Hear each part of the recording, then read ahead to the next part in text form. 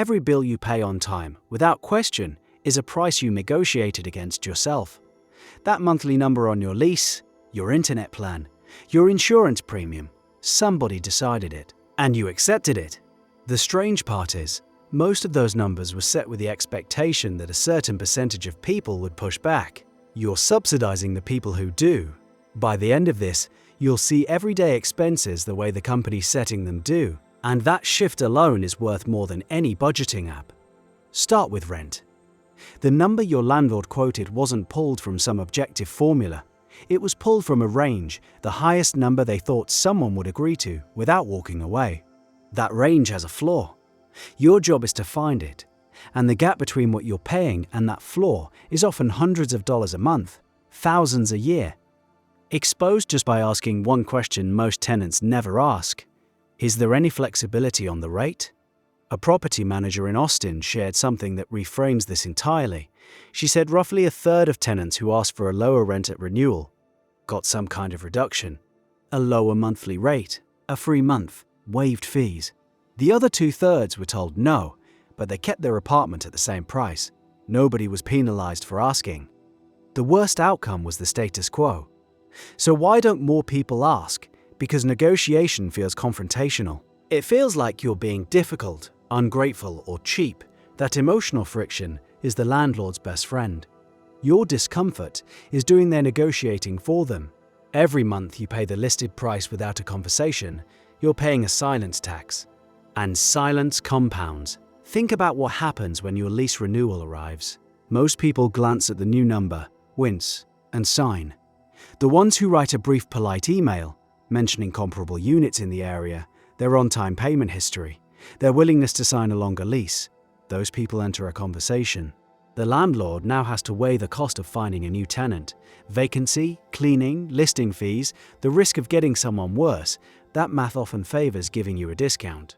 You just have to make them do the math. A 2-bedroom in Denver sat empty for 6 weeks between tenants last year. The landlord lost over $3,000 in rent alone, plus another $800 in turnover costs. If the previous tenant had asked for a $100 monthly reduction, the landlord would have saved money saying yes. Both sides would have won. But nobody opened their mouth. Now carry that same logic to your internet bill. The price you're paying right now is almost certainly a promotional rate that expired months ago, silently replaced by a higher standard rate.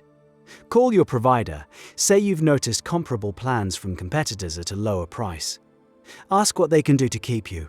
Most providers have a retention department whose entire job is offering discounts to people who threaten to leave. Their budget exists specifically for this conversation. If you never call, that budget just sits there, earmarked for you, spent on nobody. One woman in Chicago called her internet provider every year for 5 years. Each call took about 15 minutes. Each call saved her between $20 and $40 a month for the next 12 months. Over 5 years, those calls saved her roughly $1,500. 15 minutes of mild discomfort, repeated once a year, bought her a vacation. The pattern holds across almost every recurring expense. Car insurance is repriced constantly based on your driving record, your credit, your zip code, even how long you've been with the company. But the repricing only works in your favor if you ask for it, or shop around and bring a competing quote. Insurance companies count on inertia. They know switching feels like a hassle. That hassle has a price tag, and it's usually a few $100s a year. Medical bills operate on a completely different set of rules, and most people treat them like parking tickets: fixed, final, non-negotiable. They're the opposite. Hospitals routinely charge different amounts for the same procedure depending on the patient's insurance, or lack of it. The amount due on your bill is a starting offer. Call the billing department. Ask for an itemized bill first. This alone sometimes reduces the total because line items that shouldn't be there get quietly removed. Then ask about financial assistance programs, payment plans, or cash pay discounts. Hospitals have these. They just don't volunteer them. A man in Ohio received a $4,200 bill after a minor outpatient procedure. He called, asked for the itemized version, and the total dropped to $3,100. Then he asked about their cash pay discount. Final bill, $1,900, less than half the original number. Same procedure, same hospital. The only difference was a phone call. Here's where the psychology gets interesting. Every company you pay monthly has modeled your behavior. They know the percentage of customers who accept the first price. They know the percentage who call to negotiate. They know the percentage who actually follow through on switching. Their pricing strategy accounts for all of this. When you accept without questioning, you're performing exactly the role their financial model predicted for you. You're the quiet majority that funds the discounts given to the vocal minority. This extends to purchases most people consider fixed. Furniture stores expect negotiation. The markup on a sofa is often 40 to 60%. Electronics at big retailers sometimes have price match policies that the sales staff won't mention unless you bring a competitor's listing to the counter. Even your gym membership has negotiation room, especially at the end of the month when managers are trying to hit enrollment targets. Credit card interest rates are adjustable too. A single phone call mentioning a balance transfer offer from a competitor has lowered rates for millions of cardholders. The representative has a screen in front of them with tiers of offers they're authorized to make. The best tier goes to people who ask firmly and have a credible alternative. The worst tier, the one you're on now, goes to people who never call. But knowing this creates a different kind of problem.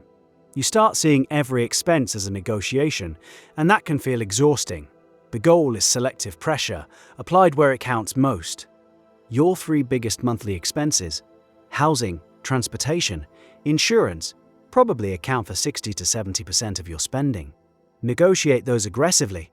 The coffee subscription and the streaming service, probably fine. The leverage isn't worth the energy.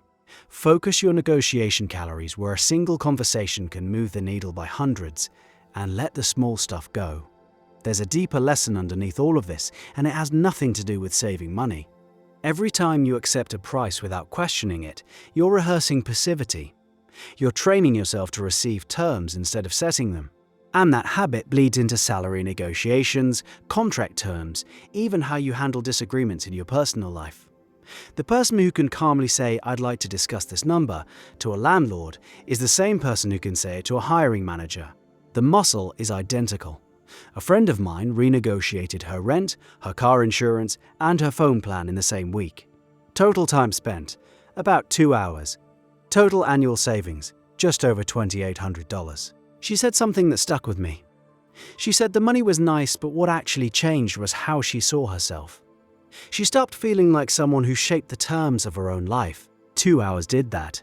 Critics will say this advice assumes you have leverage, and they're partially right. Someone with bad credit, limited options, or an expired lease in a housing shortage has less room to negotiate.